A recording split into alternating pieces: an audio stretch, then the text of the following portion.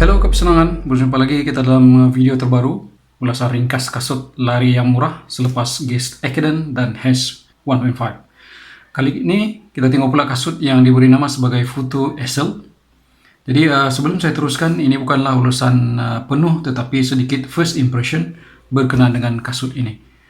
Selepas beberapa larian, saya juga perlu menyatakan penafian bahawa ini adalah kasut yang saya beli sendiri dan tidak ada sesiapa yang meminta saya buat video, melainkan saya buat sendiri untuk record dan dikongsi bersama-sama dengan anda yang mungkin berminat untuk dapatkan kasut yang mampu milik.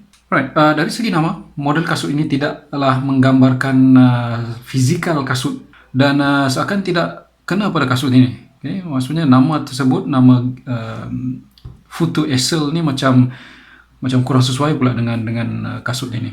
Jadi walaupun bagaimanapun, seperti juga Guess Ekiden dan Hash 1.5 19 menyebut bahawa kasut ini juga boleh digunakan untuk larian jarak jauh sehingga full marathon. Jadi boleh atau tidak, sama-sama kita tonton video ini. Okey, pertamanya dari segi spesifikasi ringkas kasut ini. Yang pertama, harga dia adalah sekitar RM150 Malaysia. Yang kedua, berat kasut ini adalah lebih kurang 310 gram untuk saiz EU43. Okay, bagi saiz EU42 beratnya adalah ringan sedikit lah, dalam 280 gram. Okay, lebih kurang. Dan drop dia adalah lebih kurang dalam 8 mm. Dan kasut ini dikategorikan sebagai kasut yang untuk kestabilan dan maksimalis lah. Okay. Kita lihat pula bahagian penting yang kasut ini bermula daripada atas, daripada upper. Okay, bahagian atas atau upper, yang mana kasut ini sebenarnya adalah kelihatan besar, bulky. Okay, kalau kita tengok, dia agak bulky lah. Okay, agak besar, nampak besar. Dan di atas dia, bahan utama pada bahagian atas ialah daripada fabric atau benang polyester yang disulam ataupun secara knit. Okay. Dia adalah knit material di luar, dan di dalam pula, di dalam kasut ada satu lapisan lagi fabric yang agak halus lah. Okay. Dan terdapat satu lapisan luaran di hujung kasut ini, iaitu di toe box ini. Okay, di toe box. Yang saya kira adalah sebagai untuk menambah kekuatan kasut dan juga perlindungan kepada jari kaki. Juga terdapat satu jalur reflektif. Kalau kita gunakan kasut ini pada waktu malam, so nampak dia akan reflektif lah dari cahaya yang datang ke kasut ini. Lidah kasut, okay, kalau kita tengok lidah kasut ini, dia bukan gusseted. Okay. Dia bukanlah gusseted ataupun bukan maksudnya bersambung kepada badan ataupun upper lining. Dan di atas dia adalah knit, material dia knit, dan di dalam dia adalah lapisan fabric yang halus. Dan kalau kita tengok tali kasut pula, tali kasut ni agak baik sedikit, okay, berbanding dengan Guess Ekiden. Okay, nampak macam mahal lah, okay, tali kasut dia ni. Dan dia ada lubang di sini untuk menunjukkan bahawa kasut ini kita boleh ikat dengan menggunakan runner's knot. Okay, seterusnya di bahagian heel collar, padding dia agak sesuai lah, tidak terlalu nipis dan tidak terlalu tebal. Jadi dia boleh katakanlah ngam-ngam sajalah. Okay. Dan fabric yang digunakan dalam di heel dia ni, di bahagian heel collar dia adalah yang fabric yang halus lah. Okay. Dan nampak dan rasanya macam selesa. Dan juga di bahagian sini dia ada pull tab. Okay. Bahagian sini dia ada pull tab. Di bahagian tumit, okay, atau heel counter, dia agak keras lah. Dia agak keras. Dan tidak mudah ditekan ataupun ditolak. Okay. Dia agak keras, memang tidak boleh ditolak lah. Okay. Selain itu, dia ada satu lapisan plastik yang agak keras untuk memberikan sokongan kepada kasut inilah.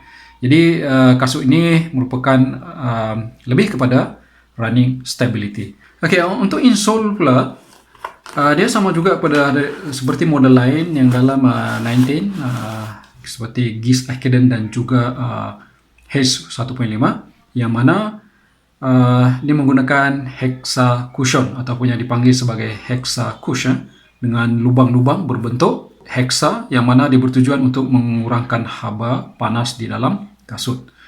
Walaupun bagaimanapun, sebelum ini saya telah ceritakan masalah insole ini dalam video ulasan saya berkenaan dengan GIS Ekiden dan juga dalam Hedge 1.5 adalah kurang selesa kerana lubang-lubang ini dapat dirasai pada kaki. Sebab itulah pada saya 19 saya cadangkan untuk kurangkan lubang-lubang ini pada beberapa bahagian. Seterusnya di bahagian midsole, dia nampak tebal. Bahan midsole ini dia sebenarnya dikatakan adalah diperbuat daripada EVA dengan teknologi Flexsole, dan anggaran ketebalan bagi midsole ini ialah 34 mm di tumit dan juga 26 mm di forefoot. Jadi anggaran drop adalah 8 mm lah. Daripada drop ini adalah ketinggian daripada heel ke forefoot. Pada saya midsole juga rasanya agak lembut jika dibandingkan dengan GIS Ekiden, dan lebih kurang sama sebenarnya dengan Hedge 1.5. Untuk ujian pulasan, kita lihat ujian pulasan bagi kasut ini. Kasut ini boleh dipulas, tetapi agak sedikit keras. Jadi kemudian kita lihat pula ujian lenturan ataupun bend test. Nampaknya kasut ini mudah dilentur. Mudah dilentur. Alright, so jadi apa yang saya boleh katakan dengan kasut ini adalah ada untuk stability. Di bahagian outsole pula, kalau kita tengok di bahagian outsole, ini adalah outsole ya. Terdapat dua bahagian dalam outsole di tapak kasut ini, iaitu yang pertama lapisan getah yang tahan abrasi, yang agak tebal. Dia agak tebal, kalau kita tengok ni, dia agak tebal. Dan satu lagi adalah getah EVA yang terdedah di bahagian tengah. Ini di bahagian tengah. Kemudian reka bentuk tapak daripada kasut ini agak nampak bold ataupun nampak bulky, iaitu dapat dua alur utama. Kalau kita tengok dua alur utama, yang bermula daripada heel, daripada tumit sehingga ke ujung. Dia ada dua alur. Yang pertama alur ini dan juga alur yang kedua. Dan kemudian dia ada flex groove bermula daripada heel, yang ini adalah flex groove, yang melintang. Selepas beberapa larian, ini adalah dapatan saya, yaitu yang pertama dari segi positif, kasut ini adalah murah, dia nampak cantik, midsole dia agak lembut, dan dalam kasut dia agak selesa. Dan saya dapat rasakan tapak yang ada dalam kasut ini agak tahan, nampaknya tahan, kecuali di bahagian tengah lah. Saya dapat lihat setakat yang saya lari. So maksudnya bahagian di sini di bahagian midfoot area akan haus terlebih dahulu lah. Kemudian di tapak yang lain ni agak baik lagi. Sebabnya kasut ini telah pun saya guna sekitar dalam 40 km lah setakat ini. Dari segi kelemahan yang saya dapati, kasut ini nampak besar ataupun bulky, tapi mungkin ada yang suka. Bagi saya, kasut ini sedikit mengecewakan, di mana ia sangat tidak breathable. Terutama di bahagian toe box lah, dia sangat tidak breathable. Sebab setiap kali lari memang saya akan rasa panas di bahagian atas kaki lah, terutama sekali di bahagian toe box dan di atas kaki lah.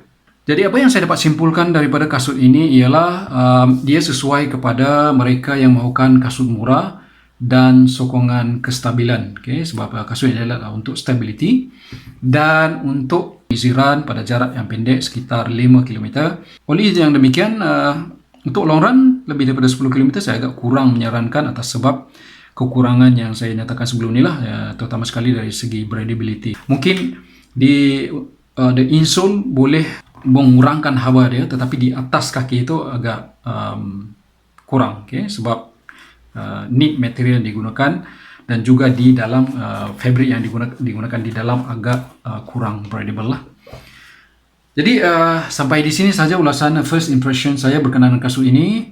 Semoga apa yang saya sampaikan di sini bermanfaat. Sehingga kita berjumpa lagi di lain video. Terima kasih dan jumpa lagi. Bye-bye.